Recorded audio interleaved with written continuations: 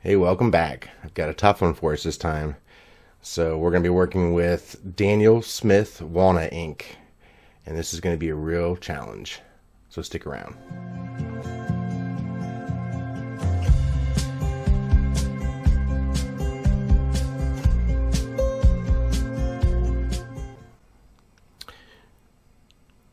So before we even start, I want to tell you I went to a seafood disco last week, and I pulled a muscle. And so that's the dad joke for today. Let me start off by saying we're going to be doing a project that I'd started a few years ago, and tried different techniques on how I wanted to accomplish this painting. It's for a friend of mine and friend of the family, and I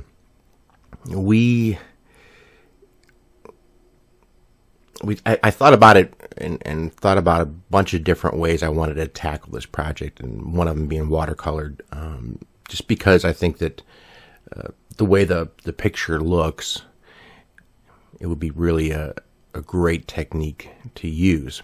But then I started thinking about it even more and went into did a little bit of research on Walnut Ink. And Walnut Ink is very similar to watercolor. It is even less forgiving than watercolor, but it has a great look to it. If you look at this is just like a little doodle I was messing around with, and this is probably my fifth or sixth time I had messed around with the Walnut Ink, trying to get a feel for it. You can use the wet on wet or the wet on dry, just like watercolor, but it definitely has a different feel to moving it and the way it eventually turns out. One of the major factors that I liked about it is it has that sepia look, where it's kind of like a brown with a little bit of a tint of red in it. But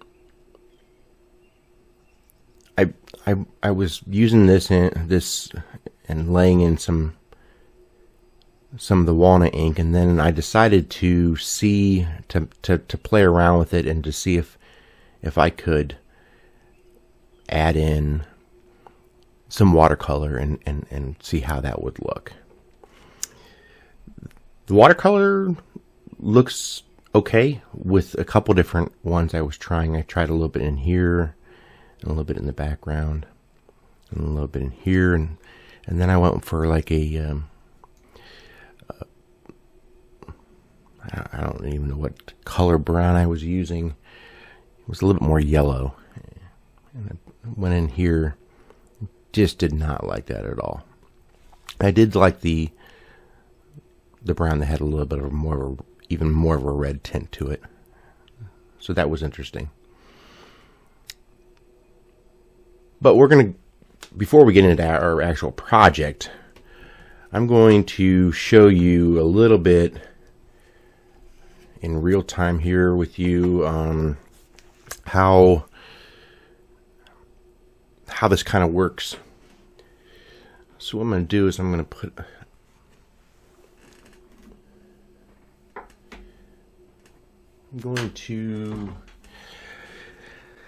I think maybe I'll put a wet area, and just real lightly wet area, so you can see when I add the watercolor. I'm sorry, the walnut ink. When I add the walnut ink, you can see how it responds to the wet.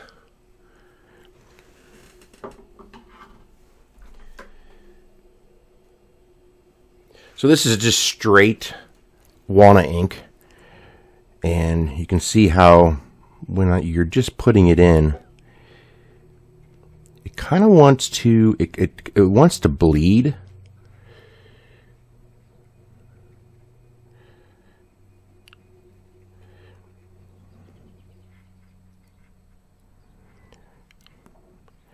And then it kind of piles up. Well, I'm on an angle, so it kind of slopes down and piles up just like your watercolor might. And if you push it around and let it dry, it's kind of interesting. And again, like your watercolor, you would let that dry, and you would go in with an even darker or more concentrated on top of it after it's dry. But I'll show you a little bit of what I'm talking about here.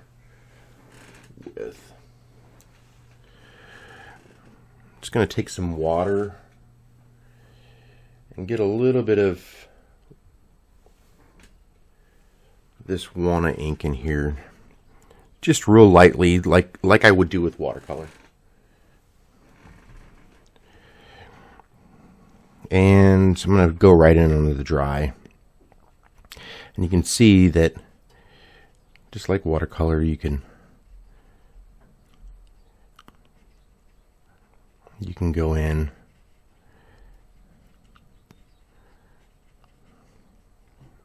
and put it in real lightly. Just real subtle there. And it also, when it dries, it has that it'll have that hard line, or harder line, I should say, like watercolor does. And we'll give that a second to dry here.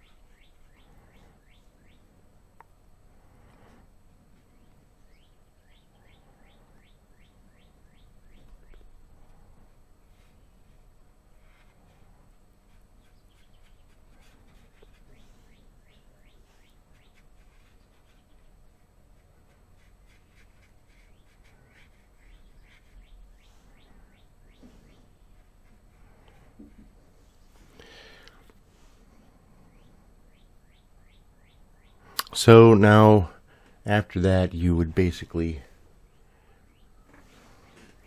like I said, you could come in even darker.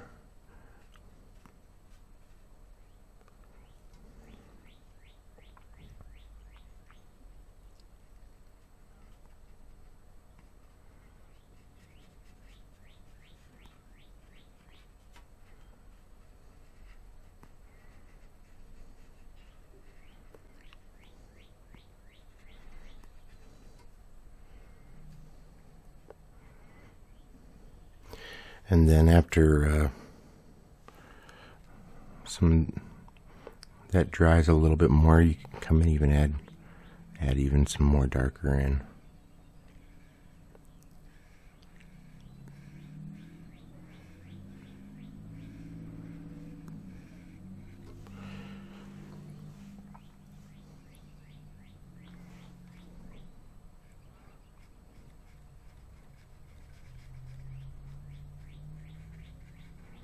And it doesn't have to be hard lines like I'm making here. You can actually take and you can blend them in a little bit by just adding a little tiny bit of a little bit of water and kind of reactivating that a little bit and watering it down.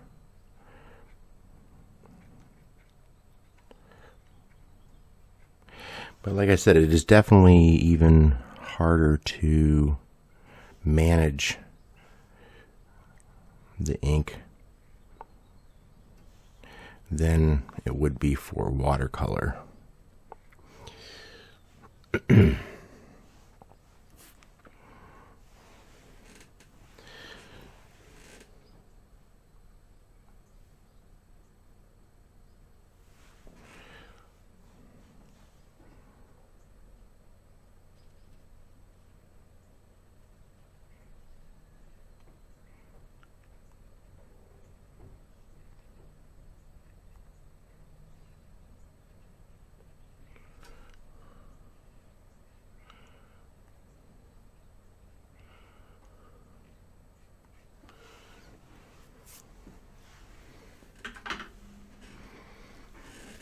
So basically that is just the quick, well, not so quick, I guess, apparently, tutorial on the first part, and then we're going to get right into the project.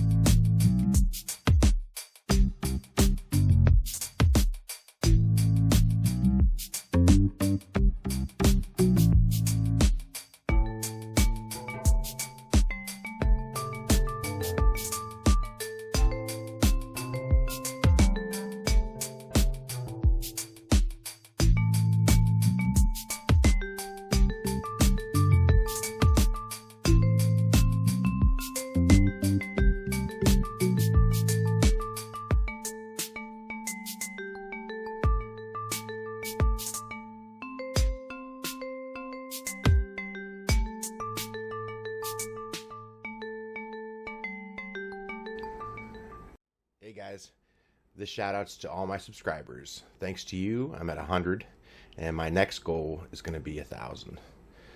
So you guys are amazing. Hope you enjoyed, and look forward to seeing you next time.